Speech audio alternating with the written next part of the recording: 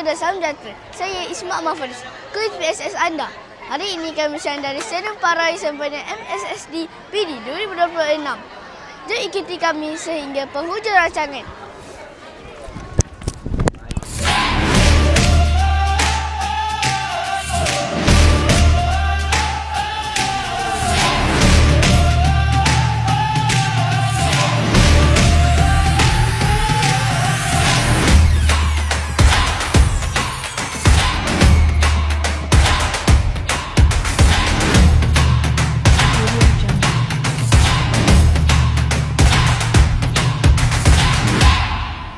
Ketuhanan dengan segala hormatnya dipersilakan. Salam Malaysia Madani, Raya Disantuni, salam pendidikan bermutu, insan terdidik negara.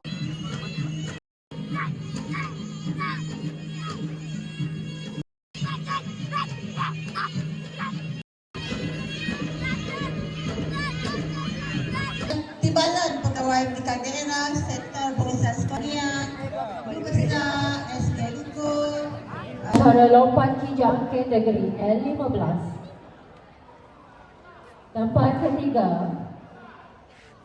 Jebat Aryan bin Muhammad Anas dari SMK Tinggi Pol.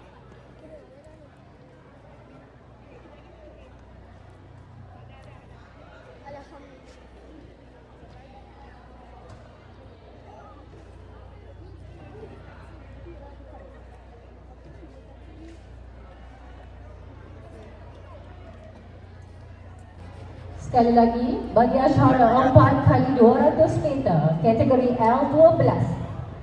Tempat ketiga dimenangi oleh SK Kampung Baru. Seorang je Ziz. Dan Johan bagi asyara 4x200 meter kategori L12. Tempat pertama, SK Lukur, name A.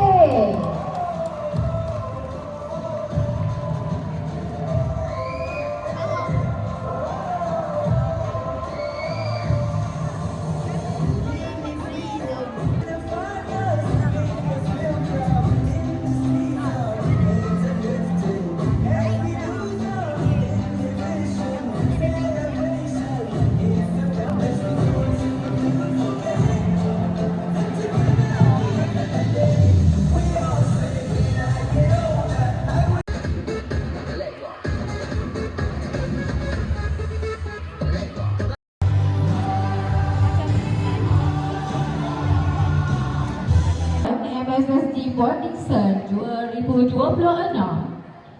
dirangkul oleh Rabiatul Adawiyah binti Muhammad Nashra dari Sekolah Kebangsaan Kampung Baru Sirosa.